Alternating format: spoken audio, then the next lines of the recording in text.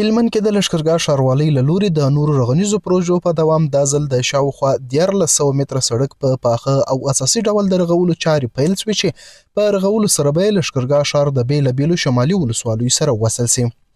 یاد سړک د لښکرګاه ښاروالۍ په خپله انکشافي بودیجه د څه باندې 15 میلیونه 386,904 افغانیو په ارزښت رغول کیږي.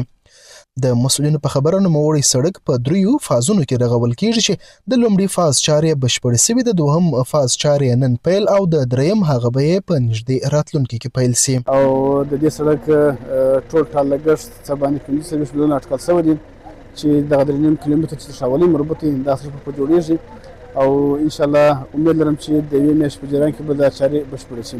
د دې سړک لومړی فاز چارې مخکې بشپړې شوې د عیسی کریمي شرکت لخوا څخه او دوم فاز چارې نن شروع کیږي. د یاد سړک د رغولو مراسمو کې د لښکرګاه ښاروال ویل تیر کال د لښکرګاه ښاروالۍ 14 بېلابېلې پروژې په پلان کې لرلې چې د هغې له ډلې تر دې مهاله 14 پروژې بشپړې شوي او راتلونکي کال لپاره هم په پلان کې لري 15 نورې پروژې په لښکرګاه ښار کې پلي کړي. تیر کال د لښکرګاه ښاروالۍ 14 پروژې په پلان کې لرلې چې 14 په ساحه کې تطبیق شوي دي. فقط یوه پروژه پاتې ده چې هغه به هم ډیر ژر پیل شي. هغه تدارکاتي چارې پیل شوي دي. انشاءالله ډیر ژر به هغه هم پیل شي. راتلونکي کال موږ تاسو ته امید لرو 15 پروژې موږ په پلان کې لرو. د هلمند د ټرافیکو مدیریت مسؤلین هم د دې سړک رغول اړین بولي او زیاتوي دې سره به په ښار کې د ټرافیکي پیښو شمیر کې کموالی رامنځته شي او همداراز د ښاري بې نظمیو مخه به هم نیول شوې وي.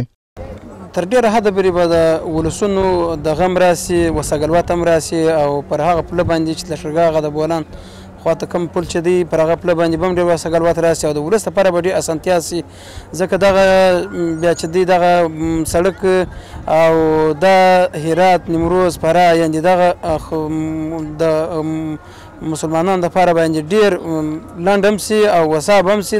همداراز یو شمیر ځایي اوسیدونکو د دغه سړک په جوړېدو خوښي وښوده او د ولایتي ادارې فعالیتونه یې د ستاینې وړ وبلله او په نورو سیمو کې هم د ورته رغنیزو پروژو د پلي کېدو غوښتنه وکړه. لله الحمد په اول قدم کې موږ د اسلامي امارت د منصوبینو څخه ډېره منندویه کوو او په دوم قدم کې کله چې دغه د هلمند لښکرګاه څخه بیا د نیمروزه پورې دغه مواصلاتي لار جوړ سوله خلک ډېر د دې لارې سره دوی ډېر وساس وله. موږ ډېر د دوړې وو د دغه کندو کپرو سره په تکلیف نو اوس دا د امارت خدمت موږ الله جل جلاله دې ځینې قبول کړي موږ ته هم ډېر زیات مقبول دی. ډېرې ګټې لري دا وروره دا خو یو دا ساحې د ډېرو ولسوالیو د ډېرو ولایتو څخه پر دا باندې دا لویه لار شوه.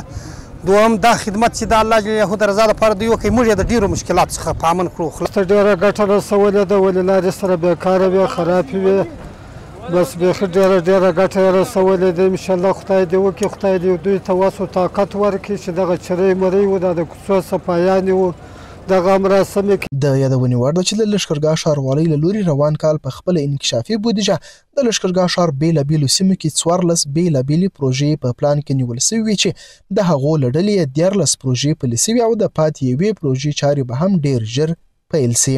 شاولي زیارمل، امید راډیو، هلمند.